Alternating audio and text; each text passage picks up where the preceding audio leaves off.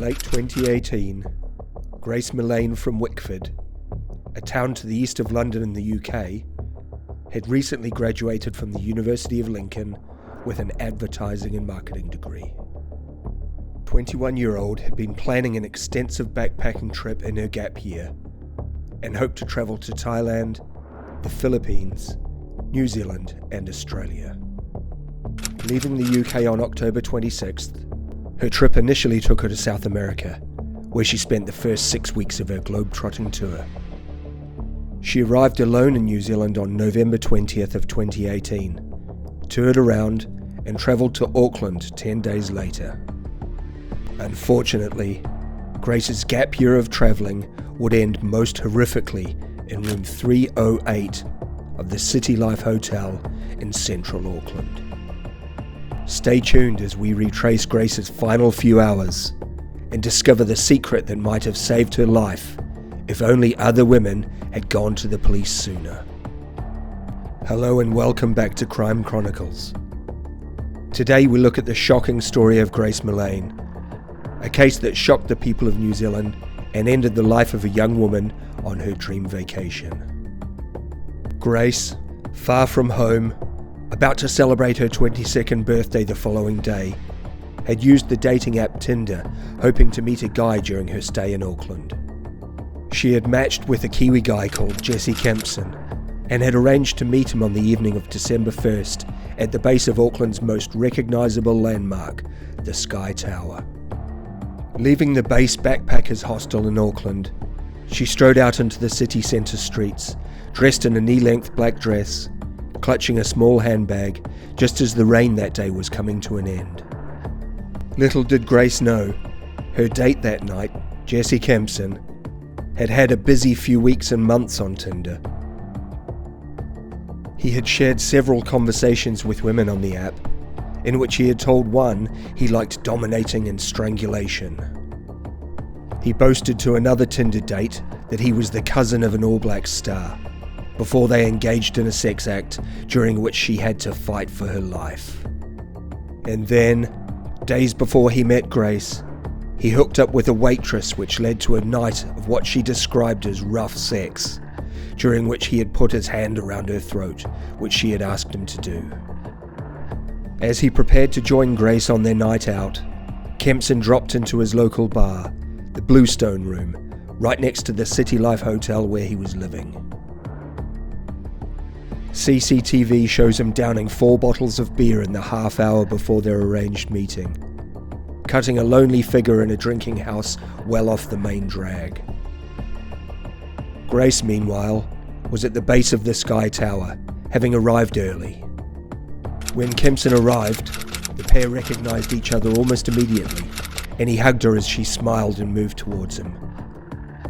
Their first stop was a burger restaurant and bar on the first floor of the Sky City complex. Their entire time together at Sky City was caught on camera, and the footage, later shown in court, shows them chatting as they go up an escalator to dinner. After they have eaten, they leave the bar and head back outside into a Mexican cafe less than a block away. After another hour and a quarter, 2 jugs of margarita and 1 of sangria later, they leave the cafe and head to the Bluestone Room, where Kempson had been drinking alone earlier.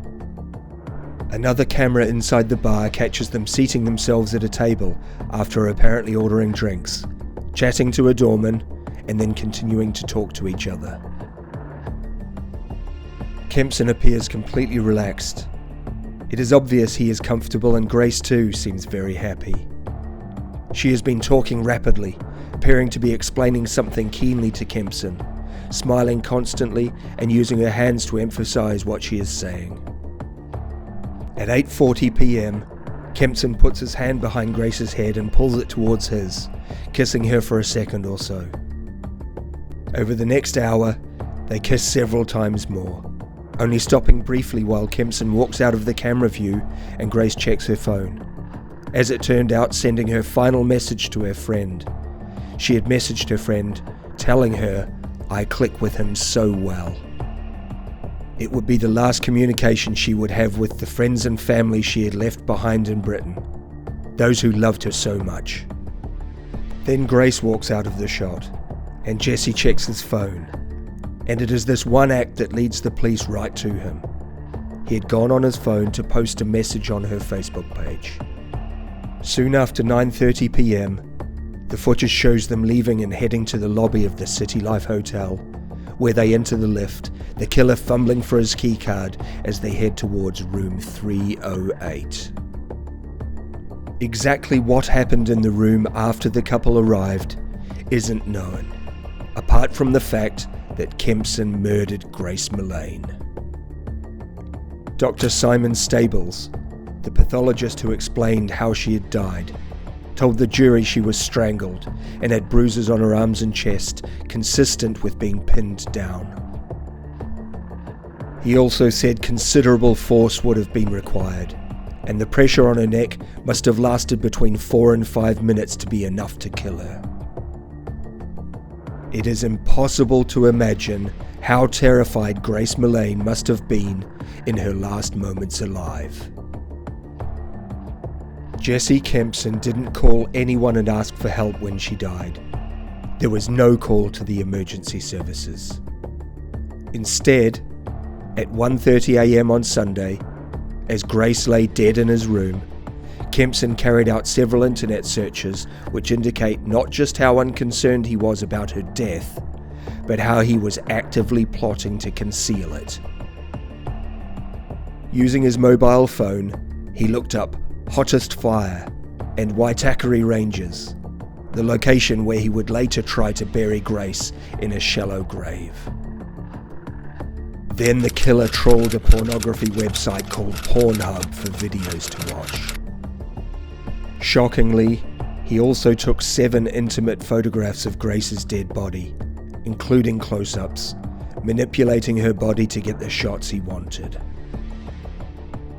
The following morning, with Grace still lying dead in room 308, he texted another woman he had met on Tinder, trying to arrange a date for later that day. Shortly after, he was again caught on CCTV, first buying a suitcase, and then some cleaning products, and then going to a car hire firm. He rented a red Toyota hatchback, and as Grace lay dead in his hotel room, headed out in the afternoon to meet up with the woman he had been texting earlier in the day. The woman, a former journalist who can't be named, but who, like the killer, was 27, described Kempson as very intense, quite calm though. Soon after meeting her in a bar, he told her that all of his friends were police officers, and his closest friend was coming to New Zealand to be a Crown prosecutor. As they discussed a murder trial she had once attended, he told her, "It's crazy how guys can make one wrong move and go to jail for the rest of their life." He then went on to say that he had heard about a guy who had asked his girlfriend to have rough sex, but it had gone wrong and she had died in the process. The prosecution in his trial said that they believed he was testing out the story that he'd planned to use if asked about Grace.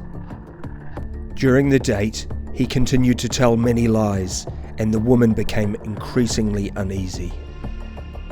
She said she avoided walking directly back to her car when she left the bar, and turned him down when he texted her soon after, asking for another date. After he got back to his room, at about 5:45 p.m. on 2nd of December, he hired a machine called a rug doctor to clean the carpet thoroughly, telling the shop he got it from it was to remove a red wine stain. Then, he parked his rental car outside the hotel, picked up a trolley from the reception, went upstairs and returned with the trolley, which was now carrying 2 large suitcases, one of which was the same as the one he bought earlier. Early the next day, at about 6:15 a.m, Kempson is filmed leaving the hotel and driving off in his car, stopping only to buy a shovel at a store out of town. Days later, after Grace was reported missing by her parents and a huge hunt got underway, Kempson was interviewed for the first time. He had been identified by a detective as a person of interest after she spotted that he had left a message on Grace's Facebook page at 9:29 p.m. on the 1st of December, just 11 minutes before they left the Bluestone room and went to his hotel. He wrote, "Beautiful, very radiant," under Grace's updated profile picture. The killer told detectives he had met Grace, but they parted at 10 p.m. on Saturday, and that was the last time he saw her. In the meantime, police acquired the CCTV from the hotel, which proved he was lying. When he was interviewed a second time by the police, he had no choice but to admit to killing Grace. He used the excuse that she had died during sex by accident, after she had asked him to choke her in an attempt to make sex more pleasurable. During his trial, he was described as a sociopath who made some of the women he met or communicated with on Tinder highly uncomfortable. It later emerged that he took another British tourist out on a Tinder date before bringing her back to his Auckland motel room 8 months before he killed Grace. Kempson raped the tourist, then 21 years old, while she lay on the bed crying and frozen with fear after she refused to have sex with him.